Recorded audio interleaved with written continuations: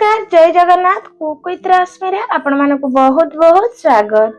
आज मु आपण मानक नहीं आसी भेज सैंडविच रेसिपी या आपण माने सकाळु ब्रेकफास्ट रे किंबा पिला को टिफिन बॉक्स रे भी बनै के दे परिबे। जदि आपण मानक मोर ए रेसिपी पसंद आसे ताले प्लीज वीडियो टी को लाइक शेयर एंड सब्सक्राइब करे को बिल्कुल भी भूलंतुनी। आ पाखरे थिबा बेल आइकन को क्लिक कर दियंतु जहा द्वारा मोर नुआ नुआ वीडियो रो नोटिफिकेशन आपण को पाखरे प्रथमे पहुंचबो। चलंतु ताले रेसिपी स्टार्ट करिवा। सैंडविच बनेया पाए प्रथमे हमकु ब्रेड दरकार तेन मु एटी तीनोटी व्हाइट ब्रेड नेछि आपण चाहिले ब्राउन ब्रेड रे भी बनै परिबे।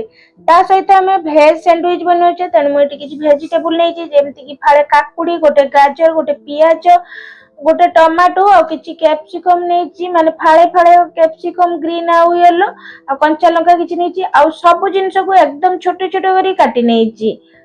देखंतु मु गोटे मिक्सिंग बाउल को सब वेजिटेबल को हमें प्रथमे दे देबा।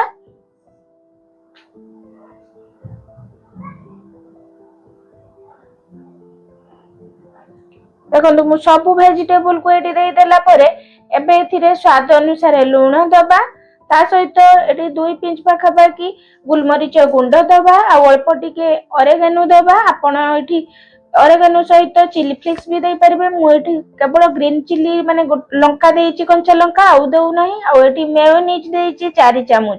मेयोनीज रो रेसिपी मु या पूर्व वीडियो रे अपलोड करथिली आपण माने जदी देखि नाथि ताले जाय कि देखि परिबे केमती होममेड मेयोनीज आपण माने घरे इजीली बनै परिबे।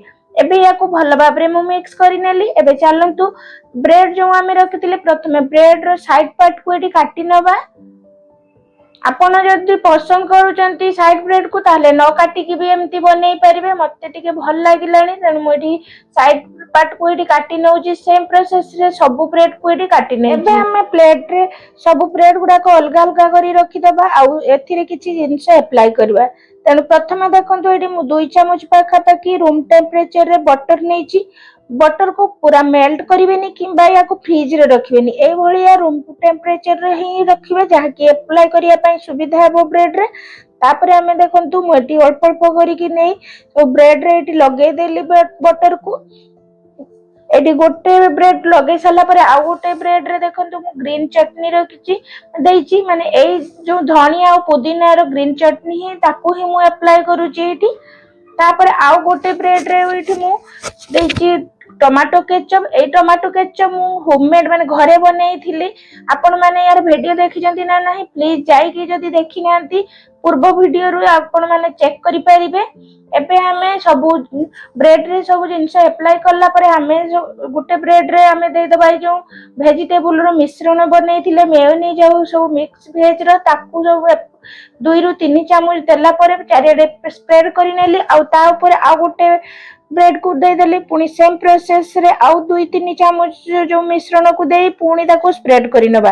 ता ऊपर पुनी लास्ट रे जो हमर थिला ब्रेड ताको दे देबा आ पूरा ऊपर आउ अल्प टिके एटी मु बटर लगेई नउची आ तळ साइड रे मु एटी बटर लगेई नाही। एबे चलंतु हमें गैस रे तावा बसी देछि सेतिरे दे दबा हाफ चामच पाखा पाकी एटी बटर आ बटर को केवल जेतिकी जगह रे हमर ब्रेड सेकिबार अछि सेतिकी जगह रे मु लगेई देली।